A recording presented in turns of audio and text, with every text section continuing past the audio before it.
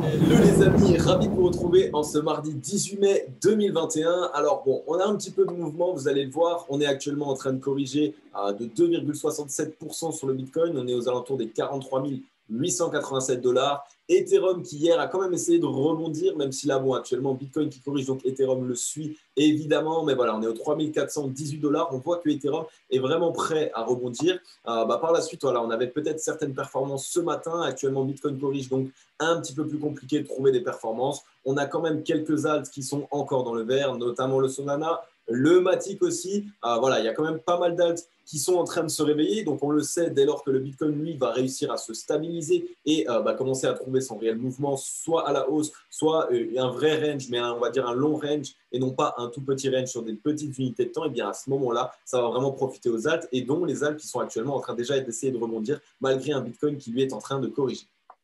Du côté du cryptocurrency screener, eh bien, écoutez, vous allez le voir, c'est exactement ce que je viens de vous dire au préalable. On a un Bitcoin qui est actuellement une trend qui est un petit peu dans le rouge quand même. C'est vraiment pas forcément le meilleur moment de pouvoir se lancer. De toute façon, attention les amis, là, durant encore quelques jours, je dirais 2-3 jours, il va y avoir quand même énormément de pièges, aussi bien pour les acheteurs que pour les vendeurs. On n'a pas encore réellement trouvé le vrai sentiment de marché que nous cherchons. Donc, il va y avoir beaucoup de pièges. Donc, pour les débutants, les amis, mieux vaut que vous soyez un petit peu en retrait, que vous peut-être vous regardiez de loin, mais que vous n'essayez pas forcément d'entrer en position actuellement parce que ça va être assez compliqué. Après, il est vrai que voilà, il y a toujours des personnes qui elles ont un très bon niveau en trading ou alors qui sont là depuis quand même pas mal d'années, donc qui connaissent un petit peu les mouvements pièges qui peuvent être là. Et donc là, de cette manière, vous avez peut-être une possibilité de tirer des profits. En tout cas, on le voit au niveau des alts, on a un Ethereum qui lui est à 100% dans le vert. C'est ce que je vous disais, hein, il était vraiment prêt à rebondir. Donc actuellement, bon, il va être un petit peu corrigé évidemment avec le Bitcoin s'il lui corrige, mais autrement, sinon, je pense que ça va se relancer vraiment de la meilleure des manières. On voit qu'au niveau du top 30, voilà, on a quand même certains alts qui ont une trend totalement dans le vert, notamment le Litecoin. On a le Chainlink aussi que je vous avais dit de faire très attention aux oracles. Eh bien, écoutez, le Chainlink qui commence à rebondir lui aussi, qui prend 1,27%, ce n'est pas forcément énorme, mais ça nous montre quand même qu'il commence à y avoir un petit peu d'entrain. On a le Solana hein, qui pousse avec 6,38% sur la journée. Polygon, les amis, qui nous pousse quasiment 21% sur la journée, 145% sur la semaine, alors qu'on avait un Bitcoin qui corrigeait. Il se hisse dans le top et est presque arrivé dans le top 15 puisqu'il est en 16e place actuellement. Donc vraiment à surveiller le Polygon. Je pense qu'il peut partir très vite, très fort. Après, bien évidemment, il va falloir attendre que Papa Bitcoin se calme et aussi commence à faire une petite sieste parce que là, il est vrai que des mouvements à la hausse et à la baisse à répétition, eh bien écoutez, ça ne profite pas forcément non plus aux altcoins. Et après, voilà, on a encore le AAV qui pousse 8,49%. Autrement, on n'est pas non plus sur quelque chose de très folichon. Comme je vous l'ai dit, le sentiment de marché est toujours encore instable, ce qui fait que voilà, on ne sait pas encore vraiment vers où on va et donc les altcoins, on reste quand même un petit peu frileux sur les altcoins. Par contre, on voit que le Dodge commence à reculer, il est à la 6e place. Vous allez le voir, je pense qu'on va commencer à le revoir descendre sous le top 10 et puis encore peut-être plus bas, à moins que la fête foraine, on va dire, faite sur le Dogecoin, continue ses rangs, mais bon, j'en doute. Du côté du Scalpex Index, on est toujours dans la peur du côté du Crypto Fear and Greed. On a le Social Index. Bon, celui-là, il est toujours bloqué sur Up pour l'instant. Donc bon, je ne vais pas vous mentir que cet indicateur, je ne l'utilise plus trop. Je ne le trouve vraiment pas très fiable puisque voilà, ça fait quand même un certain temps maintenant qu'il est bloqué, j'ai l'impression. Et un market order flow qui est en recherche de vente ce matin, même si on voit que voilà, les murs d'achat s'empilent au moment où je vous parle. Donc vraiment, il y a un certain combat. Il y a vraiment les boules et les bières qui sont vraiment en combat. Et ça, j'aime bien voir. Vous allez voir. Et après, les amis, vous devriez faire pareil. D'être derrière vos écrans, derrière vos graphiques et juste voir comment ça se passe, comment est-ce que les boules essayent de reprendre la main sur les birs et comment les birs essayent vraiment de tendre des pièges aux boules pour pouvoir eux prendre la main. C'est vraiment quelque chose qui est très intéressant et si vous souhaitez en apprendre le plus sur les mouvements de marché et comprendre un petit peu ce qu'il se passe réellement sur un graphique, le meilleur moyen, ça va être de regarder un graphique et surtout, lorsqu'on a vraiment les boules et les birs qui se combattent et qui ont vraiment une lutte acharnée, vous le voyez, ça va être vraiment très beau à voir. Donc les amis, n'hésitez pas à regarder vos graphiques. En tout cas, comme on l'a dit, on a l'ancien top de janvier ici, là, on le voit à ce niveau-là, qui lui a été touché sur la zone des 42 000 dollars environ. On a eu un léger rebond, donc on a été un petit peu ravalé. Ce matin, on a quand même commencé à pousser. On était arrivé jusqu'aux 45 811 dollars et puis là, on a été ravalé. Donc à voir comment est-ce que ça va se passer. Si cette bougie quand même sera dans le vert, ça peut être un bon indicateur, mais attention, il faut vraiment qu'on ait une puissance acheteuse qui est quand même plus puissante que la puissance vendeuse. Donc pour l'instant, on n'a pas énormément d'indications. attention, on voit qu'on a essayé de passer déjà au-dessus de cette zone des 45 000 que pour l'instant on a été rejeté. La journée n'est pas finie, il est actuellement 15 heures les amis, mais ça va être quand même vachement à surveiller. Peut-être qu'on va osciller évidemment entre 42 000 et 45 000 pendant un petit peu de temps avant de le casser et peut-être qu'on va essayer de franchir en fait chacune des zones qui sont matérialisées en face de vous là et que vous voyez là.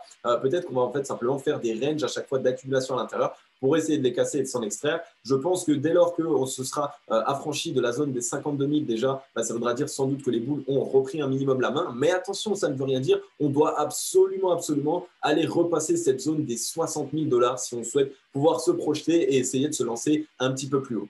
Du côté du graphique, les amis, eh bien, vous le voyez, on n'a pas forcément non plus énormément avancé. Donc, comme d'habitude, on a eu ce rebond sur cette zone des 42 000 $, même si là, sur cette exchange, on est passé plus bas, mais voilà, c'est environ ça. On voit qu'on avait vraiment cette bougie aujourd'hui qui commençait à vraiment prendre de l'ampleur, qui allait quasiment sur le top de l'ancienne bougie. Malheureusement, on est en train d'être avalé, donc à voir comment ça se passe. Comme je vous l'ai dit, les amis, faites vraiment très attention à ce que vous faites en ce moment parce que le marché lui-même n'a pas encore décidé de sa tendance, ce qui fait qu'il va y avoir énormément de pièges. Et c'est réel, c'est la raison pour laquelle vraiment je vous dis, les amis, essayez de regarder ce qu'il se passe derrière vos graphiques en unité de temps, environ 15 minutes, voire 1 heure, et vous allez pouvoir voir un petit peu les nombreux pièges que à la fois les boules tendent aux birs et inversement que les birs tendent aux boules et vous voyez que c'est un vrai combat acharné et c'est vraiment de cette manière et dans ce genre de moment-là que vous allez en apprendre le plus possible sur les graphiques et sur les mouvements qui peuvent être réalisés sur le Bitcoin et sur les crypto-monnaies en général une fois de plus. Donc voilà, on le voit, pour l'instant on n'a pas énormément de volume. Par contre, je vous rappelle qu'on a quand même une indication qui peut être vraiment sympathique, c'est que ici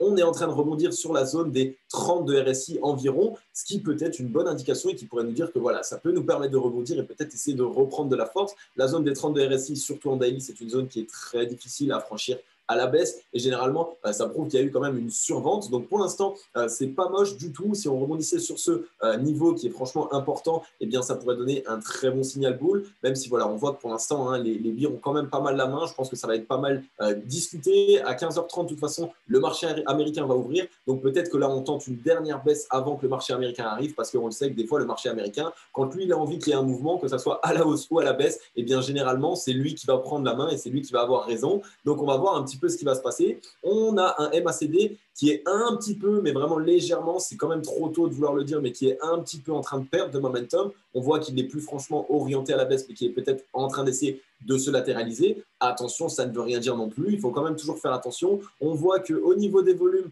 on a des volumes qui ont été sur les 3 derniers jours de plus en plus conséquents à la vente, les amis. Donc pour l'instant, évidemment, les birs ont toujours la main.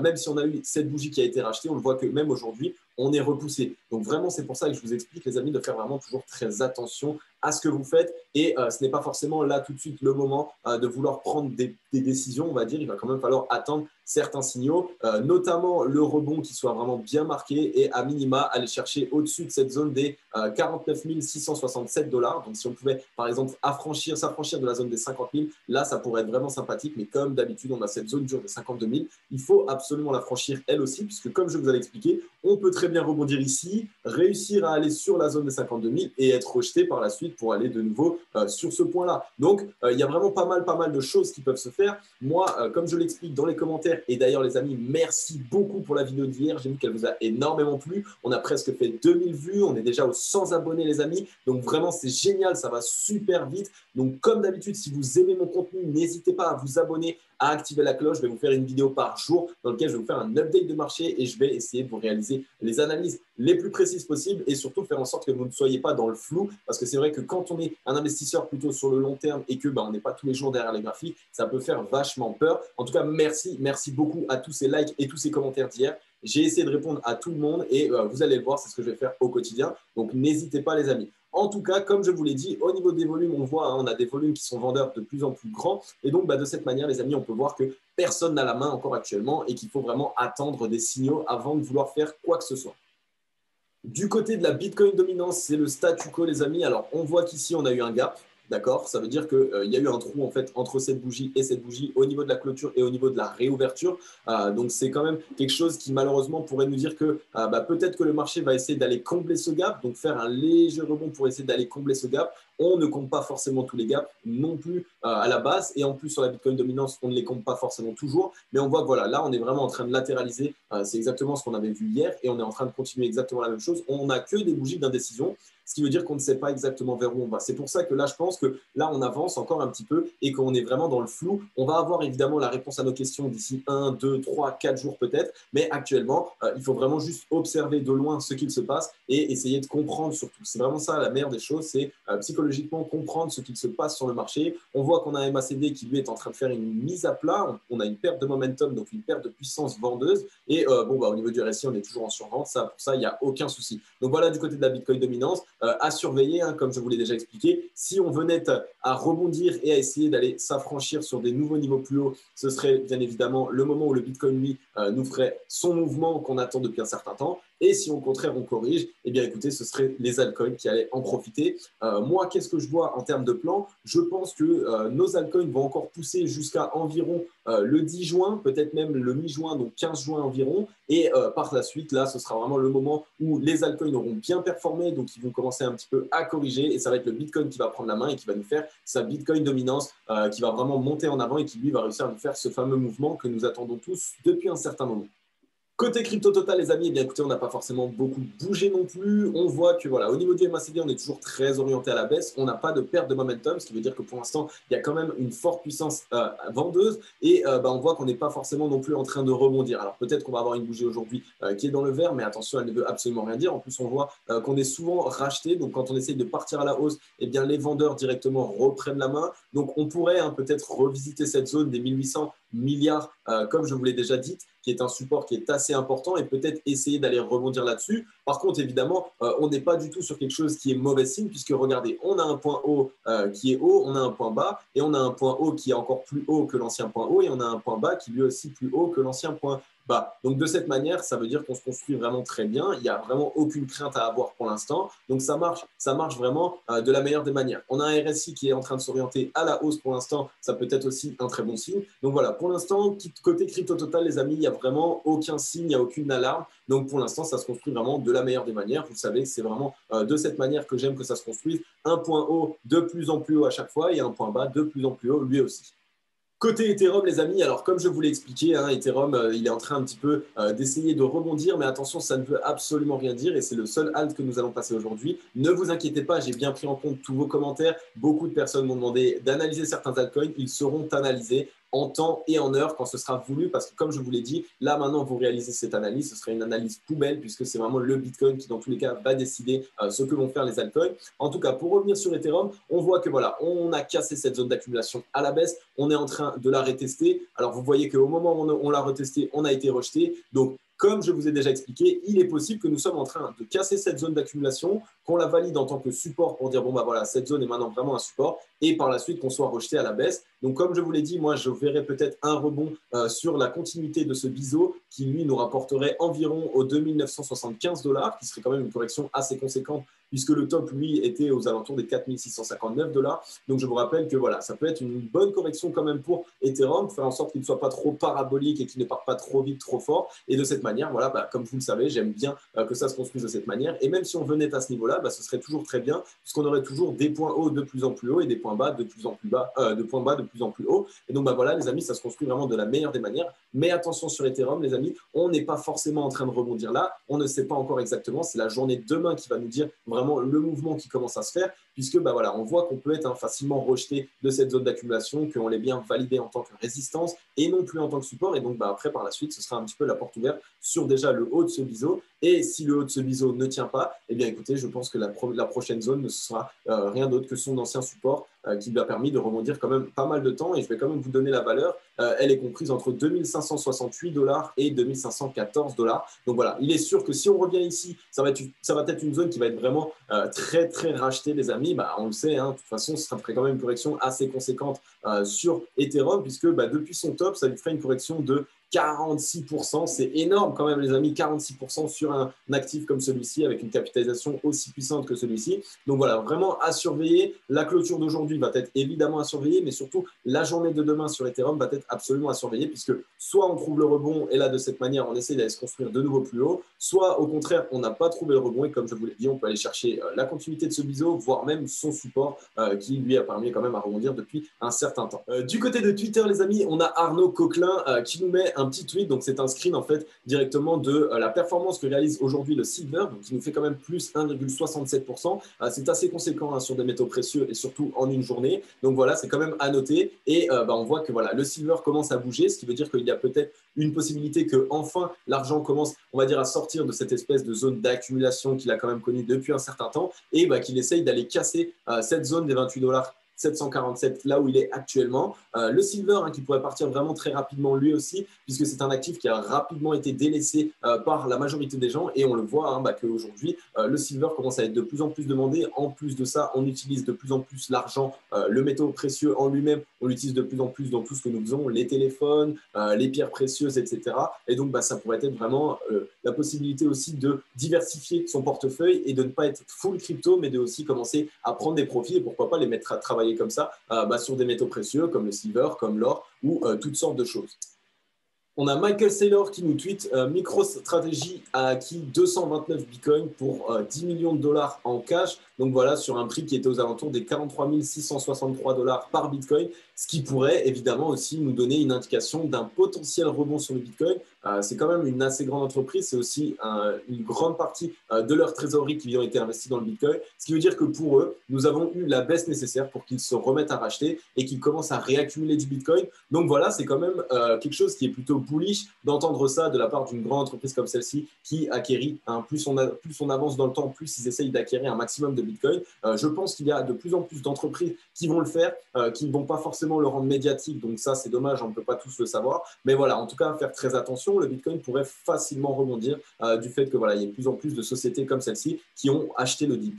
On a Tagado Bitcoin qui, lui, nous présente un graphique donc, avec Ishimoku, qui est un indicateur qui est vraiment très utilisé, que ce soit en trading en général, mais aussi sur le marché des crypto-monnaies, et qui nous dit que BTC s'approche de la Kijun Weekly. Pour rappel, cela fait 1 an que le prix n'est plus passé sous la Kijun, qui sert de ce support à ce bull run. Passer au-dessus de la Kijun était le signal du bull market. On espère évidemment un rebond pour repartir à la hausse. Donc voilà, la Kijun qui, elle, se trouve, à mon avis, aux alentours des 40 000 $, je dirais, à vue nez. Mais en tout cas, voilà, c'est vrai que aussi, il y a pas mal d'indicateurs comme ceux-là qui peuvent nous permettre de trouver des niveaux de support ou des niveaux de résistance assez importants.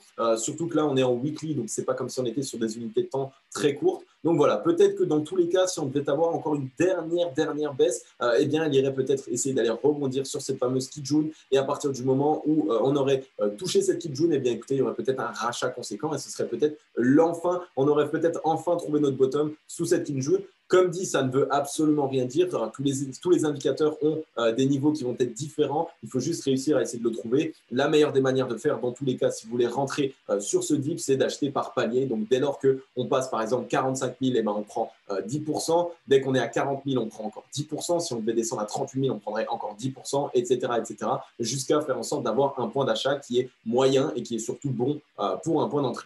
Du côté des news, les amis, on a le stablecoin Tether USDT qui se lance sur la blockchain Avalanche, donc de Avax. La société Tether prévoit de lancer son célèbre stablecoin USDT sur la blockchain Avalanche, faisant de ce réseau le 9e sur lequel il opère. Le déploiement de l'USDT sur Avalanche devrait survenir au cours du mois de juin. Donc voilà, comme d'habitude, c'est une très bonne news parce que le Tether en ce moment, à chaque fois qu'il se greffe sur un projet, c'est souvent après on va dire la petite aide, la petite poussette pour que ce projet puisse se lancer et commencer à avoir son vrai momentum, qui commence vraiment à essayer de se lancer, à faire un vrai mouvement à la hausse. Donc Avalanche à surveiller. De toute façon, il y a un abonné qui m'a demandé de faire l'analyse de l'Avalanche, donc je la réaliserai comme je vous l'ai déjà expliqué, dès lors que le Bitcoin, lui, aura fini sa correction et arrêtera de faire tous ses caprices. On a FTX qui sponsorise un tournoi du Champion Chess Tour, donc c'est un championnat d'échecs et qui offre 100 000 $ en Bitcoin. FTX sponsorise un tournoi d'échecs avec l'ensemble du top 10 mondial. L'exchange a alloué 100 000 $ en Bitcoin à la FTX Crypto Cup. Donc voilà, On le voit, les crypto-monnaies commencent vraiment à essayer de toucher des parts de marché de partout. Elles sont vraiment en train d'essayer de se greffer un petit peu partout et on espère évidemment aussi que ça se passe de la meilleure des manières. Je pense que vraiment c'est ça aussi, c'est vraiment ce genre d'adoption mainstream, c'est vraiment ce genre de tournoi qui eux sont quand même très suivis. Il y a énormément de spectateurs sur ce tournoi d'échecs, donc il faut savoir que ça va permettre évidemment à beaucoup de monde d'entendre de nouveau le nom Bitcoin, le mot Bitcoin, et ça pourrait évidemment relancer un petit peu d'entrain et ça pourrait relancer des personnes à se dire ah mais oui c'est vrai le Bitcoin j'avais oublié, etc., et d'aller se relancer dedans pour voir un petit peu ce qui se passe. Donc voilà, c'est une très bonne news et on le sent, le marché crypto-monnaie qui commence vraiment à avoir une espèce d'adoption mainstream de plus en plus importante et surtout qui commence à toucher une part de marché de plus en plus différente.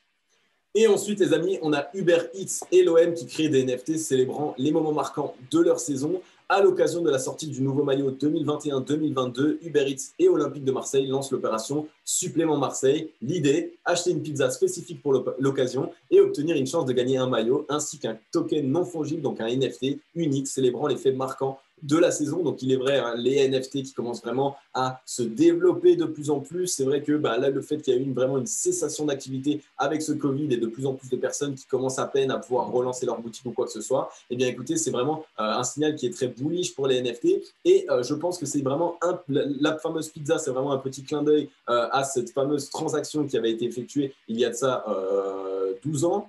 Ouais, 12 ans, c'est ça exactement. Excusez-moi, petit calcul de tête. Donc, il y a de ça 12 ans, cette fameuse pizza qui avait été vendue pour, me semble-t-il, 10 000 bitcoins à l'époque. Donc, voilà, je pense que c'est vraiment un joli petit clin d'œil qui pourrait vraiment aussi permettre aux crypto-monnaies en général de pouvoir évidemment se développer de façon mainstream de plus en plus. Ok les amis, j'en ai fini avec cette vidéo. Je suis désolé, de plus en plus de vidéos qui doivent être un petit peu plus courtes parce que voilà, comme d'habitude, quand on est sur une indécision totale, ça ne sert absolument à rien de continuer d'essayer de faire des analyses sur les altcoins, d'essayer de faire vraiment de la spéculation pure. Non, il faut vraiment essayer de prendre du recul, de voir de loin ce qu'il se passe. Regardez aussi évidemment de plus en plus de news. J'essaie de vous passer plus de news pour vous montrer vraiment que toutes les étoiles sont en train de s'aligner pour le Bitcoin et pour le marché crypto-monnaie en général. On le voit, un dollar qui se casse la gueule lui aussi très fortement et ce qui pourrait donner encore une fois de plus un signal qui est très bullish pour le marché des crypto-monnaies. Donc voilà, actuellement, on est un petit peu dans l'indécision. On a peut-être trouvé notre bottom et de toute façon, imaginons même que nous n'ayons pas trouvé notre bottom, sachez que le bottom ne sera vraiment pas très loin de là où nous sommes. Donc on est vraiment dans la vérité, on est entre deux. On est vraiment le cul entre deux chaises. On est entre la vérité et le presque vérité. Donc voilà les amis. Attention, ne prenez pas des décisions trop rapidement, y réfléchissez, faites attention à ce que vous faites, investissez par palier, c'était Cryptologique. Ciao, bye bye.